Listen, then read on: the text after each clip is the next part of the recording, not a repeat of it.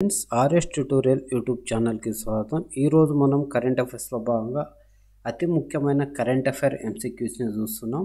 So ఇందులో ఈరోజు మనము 7 నుంచి 8 ఎంసీక్యూస్ని చర్చించబోతున్నాం. సో ఫ్రెండ్స్, ఇప్పుడు మనం ఫస్ట్ క్వశ్చన్లోకి వెళ్తే సి స్టెమ్ అనేది దానికి సంబంధించి 2024 సి స్టెమ్కి సంబంధించి కింది స్టేట్మెంట్లను పరిగణించండి అని క్వశ్చన్ ఇచ్చారు. ఇక్కడ 3 స్టేట్మెంట్లు ఉన్నాయి. సిస్టెమ్ అనేది మహిళల్లో స్టెమ్ విద్య మరియు వృత్తిని ప్రోత్సహించడమే దృష్టి సారించిన ఇనిషియేటివ్. ఈ event science, technology, engineering and గణిత రంగాల్లో లింగ అసమానతలను పరిష్కరించడం లక్ష్యంగా పెట్టుకుందని ఒక స్టేట్మెంట్ ఇచ్చారు. తర్వాత దీన్ని యునెస్కో ద్వారా ప్రత్యేకంగా నిర్వహిస్తున్నారని చెప్పేసి ఇంకో స్టేట్మెంట్. సో ఫ్రెండ్, దీనికి సంబంధించి మనం ఆన్సర్ చూసుకుంటే మనకి చాలా సింపుల్ ఉంటుందండి. ఎందుకంటే మనం ఇలాంటి వాటిని మనం ప్రాక్టీస్ చేస్తూ ఉంటే మనకి ఎగ్జామ్లో ఆన్సర్ చేయడం అనేది కూడా చాలా చాలా ఈజీ అవుతుంది. సో ఇక్కడ చూసుకుంటే మనకు ఇక్కడ ఆప్షన్ ఏ అనేది కరెక్ట్, స్టేట్మెంట్ 1 and 2 మాత్రమే కరెక్ట్. ఎందుకంటే స్టెమ్ అంటే ఇక్కడ full form science, technology, engineering and mathematics. వీటిలో స్త్రీలు మరియు బాలికల విద్య మరియు వృత్తి లింగ అసమానతలను తగ్గించడంపై ఇది దృష్టి సారిస్తుంది. సో స్టేట్మెంట్ 1 అనేది కరెక్ట్. అదేవిధంగా స్టేట్మెంట్ 2 అనేది ఈ రంగాలలో మహిళల భాగస్వామ్యాన్ని ప్రోత్సహించడానికి ప్రయత్నిస్తుంది. సామాజిక పక్షపాతాలు, మార్గదర్శకత్వం లేకపోవడం వంటి అడ్డంకులను పరిష్కరించడానికి ఈ వేదిక అంటే పరిష్కారాలను అందిస్తుంది. సో స్టేట్మెంట్ 3 అనేది తప్పని చెప్తున్నాం ఇక్కడ. ఎందుకంటే ఇది యునెస్కో ద్వారా నిర్వహించబడలేదు. ఇది ప్రభుత్వాలు మరియు విద్యా సంస్థలు, అదేవిధంగా ప్రైవేట్ సంస్థలతో సహా కొన్ని వివిధ సంస్థలతో కూడిన ఒక కొలాబరేటివ్ ఎఫెక్ట్ అని మనం చెప్పవచ్చు. ఎఫర్ట్ అంటే అన్ని కలిపి చేస్తున్న సహకార ప్రయత్నం.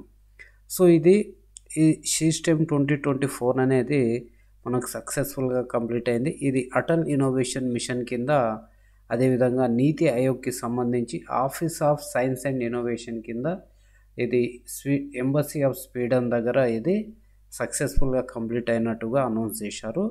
సో ఇది ఒక annual event Atal innovation mission కింద. అదేవిధంగా ఇది ఎందుకు చేసుకుంటారంటే to celebrate the contributions of women in STEM. అంటే ఈ science, technology, engineering and mathematics ఈ 4 రంగాల్లో మహిళల యొక్క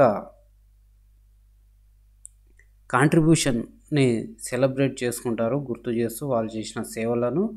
సో దాని మూలంగా వచ్చే తర్వాత నెక్స్ట్ జనరేషన్ని ఇది ఎంతో ఇన్స్పైర్ చేస్తుందని చెప్పేసి ముఖ్యంగా ఈ ప్రోగ్రాం జరుపుకోవడం జరుగుతుంది.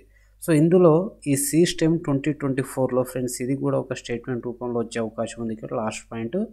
సో ఇక్కడ ఏంటంటే 6 నుంచి 12th స్టాండర్డ్ స్టూడెంట్స్ని భారతదేశం అంతటా ఒక ఛాలెంజ్కి ఇన్వైట్ చేయడం జరిగింది. అదేంటంటే innovative ideas focused on best system. అంటే battery technology and energy storage వ్యవస్థ పైన వారికి ఉన్న ఇన్నోవేటివ్ ఐడియాలకు సంబంధించి ఛాలెంజ్ అనేది ఇవ్వడం జరిగింది ఈ సంవత్సరం. సో ఫ్రెండ్స్, ఇది స్టెమ్కి సంబంధించిన ఒక మోడల్ క్వశ్చన్. సో అదేవిధంగా ఫ్రెండ్స్, మన ఛానల్ని ఫస్ట్ టైం చూస్తున్నారు ఖచ్చితంగా ఆర్ఎస్ ట్యూటోరియల్ యూట్యూబ్ ఛానల్ని అయితే సబ్స్క్రైబ్ చేసుకోండి. అదేవిధంగా ఈ వీడియోని షేర్ చేయండి. సో ఫ్రెండ్స్, ఇక మనకు సెకండ్ క్వశ్చన్లో వెళ్తే ప్రాచీన మానవ జాతులకు సంబంధించి ఈ క్రింది ప్రకటనలను పరిగణించండి. సో ఫస్ట్ వచ్చేసి హోమో జూలియన్సిస్ అనేది ధృవీకరించబడిన శిలాజ ఆధారాలతో అధికారికంగా గుర్తించబడిన పురాతన మానవుల జాతి. సెకండ్ స్టేట్మెంట్, ఇది ప్లిస్టోసిన్ యుగంతో సంబంధం కలిగి ఉంది మరియు తూర్పు ఆసియాలో కనుగొనబడింది. థర్డ్ స్టేట్మెంట్ వచ్చేసి ప్రాచీన మానవ జాతుల అధ్యయనాలు, ప్రారంభ మానవ వలసలు మరియు పరిణామ నమూనాలపై ఇది వివరాలను అందిస్తుంది అనేసి. సో ఇక్కడ కూడా కరెక్ట్ స్టేట్మెంట్ ఏంటి అనేది. సో ఇది న్యూస్లో ఉంది ఈ అంశం కాబట్టి మనం దీన్ని ఒక ఎంసీక్యూగా తీసుకోవడం జరిగింది. సో ఫ్రెండ్స్, మనం ఇక్కడ చర్చించబోయే ఈ వీడియోలో పర్టికులర్గా క్వశ్చన్స్ అనే యూపీఎస్సీ స్టాండర్డ్లో యూపీఎస్సీ వెబ్సైట్స్ నుంచి మనం తీసుకోవడం జరుగుతుంది. కాబట్టి ఖచ్చితంగా చూసి మనం టెలిగ్రామ్ ఛానల్లో పోస్ట్ చేసే ఆ పీడిఎఫ్ని కూడా ఒకసారి చదవండి, మీకు చాలా క్లారిటీ వస్తుంది. సో దీని ఆన్సర్ వచ్చేసి స్టేట్మెంట్ 2 and 3 కరెక్ట్ అన్నట్టు. సో స్టేట్మెంట్ 1 ఎందుకు తప్పంటే ఇది అధికారికంగా గుర్తించబడిన జాతి కాదు. పరిమిత శిలాజాల ఆధారాల కారణంగా దీని వర్గీకరణ అనేది ఇప్పటికీ కూడా చర్చ దశలోనే ఉంది. పరిమిత శిలాజాల పరిమిత ఆధారాలు ఉన్నాయి. సో సెకండ్ స్టేట్మెంట్ అనేది ఇది ప్లిస్టోసిన్ యుగంతో సంబంధం కలిగి ఉంది. తూర్పు ఆసియాలోని జూలు ప్రాంతంలో శిలాజాలు కనుగొనబడ్డాయి. తర్వాత స్టేట్మెంట్ 3 ప్రాచీన మానవ జాతులపై పరిశోధన ప్రారంభ మానవుల్లో వలసల నమూనాలు మరియు పరిణామ ప్రక్రియలను అర్థం చేసుకోవడంలో సహాయపడతాయి. సో ఫ్రెండ్స్, ఇది మనకు ప్లిస్టోసిన్ యుగం ప్రారంభ మానవులకు సంబంధించిన అంశం పైన ఇదొక క్వశ్చన్. ఆ తర్వాత మనము థర్డ్ క్వశ్చన్ చూసుకుంటే తికిర్ ట్రైబ్ గురించి కింది ప్రకటనలో ఏది సరైనదని చెప్పేసి మనకు 3 ఇచ్చారు. సేమ్ ఇది నాగాలాండ్లో తికిర్ తెగ అధికారికంగా షెడ్యూల్ తెగగా గుర్తించబడింది, ఎస్టీగా. తికిర్ తెగ గతంలో చాంగ్ తెగకు చెందిన ఉపతెగ. తికిర్ తెగ ప్రధానంగా అరుణాచల్ ప్రదేశ్ పశ్చిమ ప్రాంతంలో కనిపిస్తుంది. ఇందులో సరైనది ఏంటి? 1 2 2 3 1 3 అండ్ 1 2 3. సో వీరి యొక్క వేషధారణ ఈ విధంగా ఉంటుంది ఫ్రెండ్స్. ఇది peoples of South Asia Tikhir tribe. So friends, ఇక్కడ వీటికి సంబంధించి మనము ఒకసారి ఆన్సర్ని పరిశీలిస్తే మనకు స్టేట్మెంట్ 1 అండ్ 2 అనేవి కరెక్ట్. సో స్టేట్మెంట్ 1 ఎందుకు కరెక్ట్ అనేది చూస్తే ఇది నాగాలాండ్లోని ఒక అధికారికంగా గుర్తించబడిన షెడ్యూల్ ట్రైబ్ తెగ. ఈ గుర్తింపు వారి సామాజిక ఆర్థిక అభివృద్ధి, వారి హక్కులను కాపాడుతుంది. అదేవిధంగా స్టేట్మెంట్ 2 కూడా కరెక్ట్ అన్నాం కదా. ఇది గతంలో అంటే చరిత్రలో ఇది చాంగ్ ట్రైబ్ యొక్క ఉపతెగగా ఉంది, కానీ ఆ తర్వాత కాలంలో దాని ప్రత్యేక గుర్తింపు మరియు సంస్కృతిని కాపాడుకోవడానికి దీనికే స్వతంత్రమైన గుర్తింపు లభించడం జరిగింది. సో గతంలో ఇదొక ఉపతెగ, బట్ ఇప్పుడు అది స్వతంత్రంగా ఒక తెగగా ఉంది, గుర్తించబడి ఉంది. తర్వాత స్టేట్మెంట్ 3 అనేది తప్పు. సో ఇది ప్రధానంగా అరుణాచల్ ప్రదేశ్లోని పశ్చిమ ప్రాంతంలో కాకుండా మనకు నాగాలాండ్లోని థియోన్సాంగ్ జిల్లాలో కనిపిస్తుంది. కాబట్టి మనకి ఏంటంటే ఇక్కడ మన అరుణాచల్ ప్రదేశ్ అన్నాం కాబట్టి ఇది కాదు, నాగాలాండ్లోని థియోన్సాంగ్ జిల్లా కాబట్టి ఇది కరెక్ట్. సో స్టేట్మెంట్ 1 అండ్ 2 మాత్రమే మనకి ఇక్కడ కరెక్ట్ అని చెప్పవచ్చు. ఫ్రెండ్స్, ఇంకా మనకు ఫోర్త్ క్వశ్చన్. ఫ్రెండ్స్, మనం ఈ క్వశ్చన్లోకి వెళ్ళే ముందు ఏంటంటే ఖచ్చితంగా చిన్న రిక్వెస్ట్ ఏంటంటే ఈ వీడియో కింద మీకు నచ్చినట్లయితే మన ఆర్ఎస్ ట్యుటోరియల్ యూట్యూబ్ ఛానల్ అయితే మీరు ఖచ్చితంగా సబ్స్క్రైబ్ చేసుకోండి. అదేవిధంగా ఈ వీడియోను లైక్ చేయండి. సో ఇక మనం వీడియోలోకి వెళ్దాం. Consider the following statements regarding earthquakes in India. So భూకంపం సంబంధించి భారతదేశంలోని పెనిన్సులర్ పీఠభూమి ప్రాంతం దాని స్థిరమైన భౌగోళిక నిర్మాణం కారణంగా భూకంప కార్యకలాపాల నుండి పూర్తిగా విముక్తి పొందింది. తర్వాత భారతదేశంలో భూకంప కార్యకలాపాలను పర్యవేక్షించడానికి నేషనల్ సెంటర్ ఫర్ సిస్మాలజీ బాధ్యత వహిస్తుంది.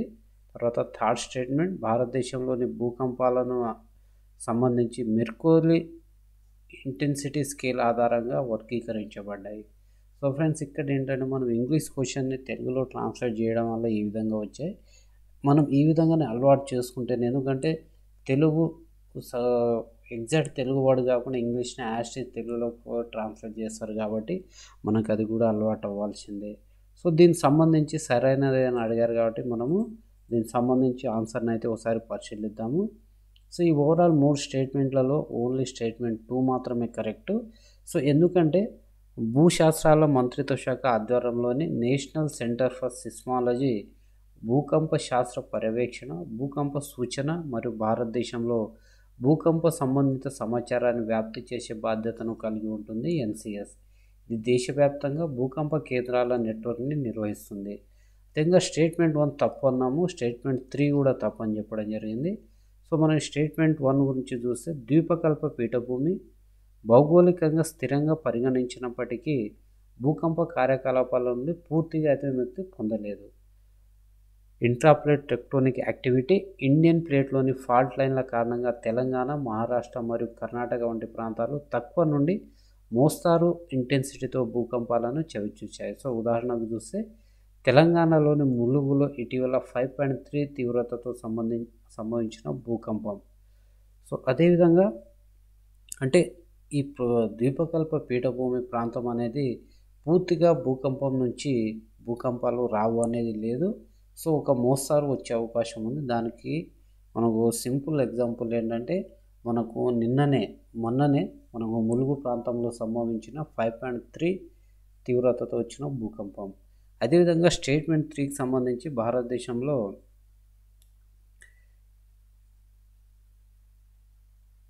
మనకు ఈ భూకంపాలను మనము వర్గీకరించడానికి రెక్టార్ స్కేల్ కాకుండా మోర్కాలే స్కేల్ ఇంటెన్సిటీ స్కేల్ కాకుండా రెక్టార్ స్కేల్ ఆధారంగానే మనము భూకంపాలను వర్గీకరిస్తాము. దీంట్లో దాని యొక్క తీవ్రత మరియు దానివల్ల కలిగే ప్రభావాలను మరియు నష్టాలను అంచనా వేసి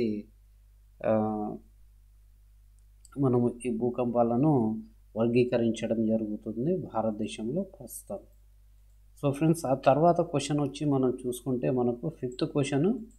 సో ఇది అష్టముడి సరస్సుకు సంబంధించి. అష్టముడి సరస్సు కేరళలోని రామ్సర్ ప్రదేశం. ఇది మంచినీటి సరుగా ప్రసిద్ధి చెందింది ఫ్రెండ్స్. ఇక్కడ ఇది ఎక్స్ట్రా పాయింట్. ఈ సరస్సు వెంబనాడ్ చిత్తడినేల పర్యావరణ వ్యవస్థలో భాగం. సో దీనికి సంబంధించి కరెక్ట్ స్టేట్మెంట్స్ ఏవి అని చెప్పడం జరిగింది ఇక్కడ. సో మనం దీనికి సంబంధించి ఆన్సర్ని ఒకసారి మనం పరిశీలిద్దాము. సో ఫ్రెండ్స్, ఈ విధంగా మనము ఒకసారి విని ఆ తర్వాత చదవడం ద్వారా మనకు దాని మీద అయితే ఒక అవగాహన వస్తుంది. ఆ తర్వాత మనము మంత్కి సంబంధించి మొత్తం కరెంట్ అఫైర్స్ని అయితే రివిజన్ చేసుకోవాల్సి ఉంటుంది ఖచ్చితంగా. రివిజన్ అనేది లేకపోతే మనం ఎంత చదివినా కానీ దానివల్ల ఉపయోగం ఉండదు ఫ్రెండ్స్. దీనిలో స్టేట్మెంట్ 1 మాత్రమే కరెక్ట్. ఇది కేరళలోని కొల్లాం జిల్లాలో ఉంది. 2002లో ఇది అంతర్జాతీయ ప్రాముఖ్యత కలిగిన రామ్సర్ సైట్గా గుర్తించారు. సో ఇది అరేబియా సముద్రానికి అనుసంధానించి ఒక ముఖ్యమైన ఎస్చురీ అని చెప్పవచ్చు. స్టేట్మెంట్ 2 అనేది తప్పు. ఇది మంచినీటి సరస్సు కాదు, ఇది ఒక ఉప్పు నీటి సరస్సు. అదేవిధంగా ఇక్కడ మడ అడవులకు కూడా ఇది చాలా ప్రసిద్ధి చెందింది అష్టముడి సరస్సు. అదేవిధంగా స్టేట్మెంట్ 3 అనేది ఇది వెంబనాడ్ సరస్సు అండ్ అష్టముడి సరస్సు రెండు కేరళలో ఉన్న రామ్సర్ సైట్లే, కానీ అవి ఒకే పర్యావరణ వ్యవస్థ కాకుండా వివిధ ప్రాంతాల్లో ఉన్న ప్రత్యేకంగా ఉన్న వేరువేరు ఒక నీటి వనరులు కాబట్టి స్టేట్మెంట్ 3 అనేది మనకి ఇక్కడ రాంగ్. సో ఫ్రెండ్స్, ఇక్కడ మనకు న్యూస్లో వస్తున్న అంశాల ఆధారంగానే మనం క్వశ్చన్లను చూస్తున్నాం. సో అదేవిధంగా మనకి ఇక్కడ ఇది చాలా కీలకమైనది. ప్రధానమంత్రి సూర్యఘర్ ముఫ్త్ బిజిలీ యోజనకు సంబంధించి కింది వాటిలో సరైనవి ఏవి? సో ఇది మనకు గవర్నమెంట్ సంబంధించిన వెబ్సైట్. ఇక్కడ నుంచి మనం తీసుకోవడం జరిగింది నేరుగా. సో నివాస భవనాలపై రూప్ టాప్ సౌర ఫలకాలను అమర్చడం ద్వారా పునరుత్పాదక శక్తిని ప్రోత్సహించడమై ఈ పథకం దృష్టి సారిస్తుంది. సెకండ్ స్టేట్మెంట్, భారతదేశంలోని అన్ని గ్రామీణ గృహాలకు ఉచిత విద్యుత్ను అందించడం దీని లక్ష్యం. సో ఈ పథకాన్ని కొత్త మరియు పునరుత్పాదక ఇంధన మంత్రిత్వ శాఖ అమలు చేస్తుంది. సో వీటిలో సరైనది ఏదని ఇచ్చారు 1, 2, 1, 3, 2, 3 అండ్ 1, 2, 3. ఈ విధంగా అయితే ఇక్కడ మనకు ఫార్మాట్ ఇవ్వడం జరిగింది క్వశ్చన్కి సంబంధించింది. సో ఫ్రెండ్స్, దీనికి సంబంధించి మనం దీని గురించి వార్తల్లో వినే ఉంటాం, కరెంట్ అఫైర్స్ కూడా చదివే ఉంటాం, కానీ అదే అంశాన్ని క్వశ్చన్ రూపంలో అడిగినప్పుడు ఆన్సర్ చేయడం అనేది చాలా అంటే మన అండర్స్టాండింగ్ని బట్టి ఉంటుంది. సో ఇక్కడ మనకు స్టేట్మెంట్ 1 and 3 మాత్రమే కరెక్ట్. సో స్టేట్మెంట్ 1 ఎందుకు కరెక్ట్ అనేది చూద్దాము. ఇది భవనాలపై రూప్ టాప్ సోలార్ ప్యానెళ్లను ఏర్పాటు చేయడాన్ని ప్రోత్సహిస్తుంది. అదేవిధంగా పునరుత్పాదక శక్తిని ప్రోత్సహించడంపై దృష్టి సారిస్తుంది. సో దీనివలన పునరుత్పాదక ఇంధన వనరులపై ఆధారపడడాన్ని తగ్గించడం, అదేవిధంగా విద్యుత్ ఖర్చులను తగ్గించడానికి దోహదం చేస్తుంది. సో స్టేట్మెంట్ 3 అనేది కూడా ఇది పునరుత్పాదక ఇంధన మంత్రిత్వ శాఖ, కొత్త మరియు పునరుత్పాదక ఇంధన మంత్రిత్వ శాఖ దీన్ని అమలు చేస్తుంది ఈ పథకాన్ని. అయితే మనకు స్టేట్మెంట్ 2 రాంగ్ అని చెప్పినాం కదా. ఎందుకంటే ఫ్రెండ్స్, ఇక్కడ ఎక్స్ట్రీమ్ స్టేట్మెంట్స్ అని చెప్పొచ్చు మనం ఇక్కడ. ఎందుకంటే ఇక్కడ దీన్ని ఎందుకు ఎక్స్ట్రీమ్ స్టేట్మెంట్ అంటాం, మనం ఇంగ్లీష్ అయినప్పుడు మాత్రమే గుర్తిస్తాం, బట్ తెలుగు పదాలను కూడా గుర్తించగలగాలి మనము. ఎందుకంటే ఇక్కడ భారతదేశంలోని ఇక్కడ అన్నీ అని చెప్పారు కదా ఫ్రెండ్స్. ఇక్కడ ఈ అన్నీ అనేది అన్ని గ్రామీణ గృహాలకు ఉచిత విద్యుత్ అందించడం దీని లక్ష్యమని ప్రభుత్వాలు ఎప్పుడే కానీ, అతి ముఖ్యంగా ఇప్పుడు ఎన్డీఏ ప్రభుత్వం సెంట్రల్లో అధికారంలో ఉంది కాబట్టి ఉచితాలు సబ్సిడీల కంటే వీళ్ళు తక్కువ ప్రాధాన్యత ఇస్తారు వీటికి. కాబట్టి ఈ అన్నీ అంటే ఆల్ అన్నట్టు ఇంగ్లీష్లో. సో ఈ ఆల్ అనే దానికి సంబంధించి మనకి ఇది ఒక ఎక్స్ట్రీమ్ వర్డ్ అని చెప్పొచ్చు. ఇట్లా కూడా ఈ స్టేట్మెంట్ ఎలిమినేట్ చేయొచ్చు రాంగ్ అని. సో ఇది లేని స్టేట్మెంట్ ఏదని చూస్తే 2, 1 and 3 మాత్రమే. సో ఇది అన్ని గృహాలకు కాదు, అన్ని గృహాలకు విద్యుత్ రూఫ్ టాప్ సోలార్లో అందిస్తుంది, కానీ అందులో 100% కాదు. ఎందుకంటే సబ్సిడీ ఇస్తుంది, కొంత సబ్సిడీ ఉంటుంది, కొంతనేమో మనం పెట్టుకోవాలి. కాబట్టి ఇది అన్ని గ్రామీణ గృహాలకు, అన్ని అనే పదం ఇక్కడ మనకు రాంగ్గా మనం చెప్పవచ్చు ఫ్రెండ్స్. అదేవిధంగా మనకు ఇది last question, 7th question. So ఇక్కడ ఏంటంటే మనకు షెడ్యూల్ కులాలు మరియు తెగల అత్యాచారాల నిరోధక చట్టం 1989కి సంబంధించి కొన్ని ప్రకటనలు ఇచ్చారు. సో ఇట్లా సరైనవి ఏటివి అని గుర్తించమని. నేరాల సత్వర విచారణ కోసం ప్రత్యేక కోర్టుల ఏర్పాటుకు చట్టం అందిస్తుంది. చట్టం దాని నిబంధనల ప్రకారం ఆరోపణలు ఎదుర్కొంటున్న పబ్లిక్ సర్వెంట్లను వెంటనే వారి విధుల నుంచి సస్పెండ్ చేయాలని ఆదేశించింది. అదేవిధంగా స్టేట్మెంట్ 3 వచ్చేసి ఈ చట్టం కింద ఆరోపణలు ఎదుర్కొంటున్న వ్యక్తి ముందస్తు బెయిల్కి అర్హులు కాదు. సో ఫ్రెండ్స్ ఇక్కడ ఇది కూడా ఇదే స్టేట్మెంట్, ఇదే ఫార్మాట్లో ఇప్పుడు మనకి ఈ మధ్యకాలంలో ఈ విధంగానే క్వశ్చన్స్ వస్తున్నాయి. అయితే ఫ్రెండ్స్ ఇక్కడ ఏంటంటే స్టేట్మెంట్ 1 అనేది కరెక్ట్, మనకు స్టేట్మెంట్ 2 కూడా కరెక్ట్, కానీ 3 కరెక్ట్, కానీ స్టేట్మెంట్ 2 అనేది రాంగ్. ఎందుకంటే మనకు వెంటనే విధుల నుంచి సస్పెండ్ చేయాలని లేదు. అది డిపార్ట్మెంట్ కానీ ఆ కేసు యొక్క ఫైనల్ రిజల్ట్ మరియు ప్రభుత్వం ఆ డిపార్ట్మెంట్ సంబంధించి అధికారులు తీసుకునే చర్యల ఆధారంగానే వారిపైన చర్యలు తీసుకోవడం జరుగుతుంది పబ్లిక్ సర్వెంట్ విషయంలో. అంటే స్టేట్మెంట్ 2 అనేది ఇక్కడ మనకు రాంగు. సో ఫ్రెండ్స్ దీనికి సంబంధించి ఒకసారి కీని మనం పరిశీలిద్దాము. సో స్టేట్మెంట్ 3 చూడండి, ఇక్కడ మనకు సరైనది అని చెప్పినాం కదా. సుప్రీంకోర్టు ఏంటంటే మధ్యప్రదేశ్ వర్సెస్ రామకృష్ణ బలోదియా కేసులో ఈ చట్టం కింద నేరాలకు పాల్పడిన వ్యక్తులకు ముందస్తు బెయిల్ను తిరస్కరించే నిబంధనను సమర్థించింది. ఎందుకంటే చట్టం కింద నేరానికి పాల్పడితే ముందస్తు బెయిల్ అనేది ఇవ్వడం జరగదు, యాంటిసిపేటరీ బెయిల్ సాధ్యం కాదు. సో దీనికి కూడా సుప్రీంకోర్టు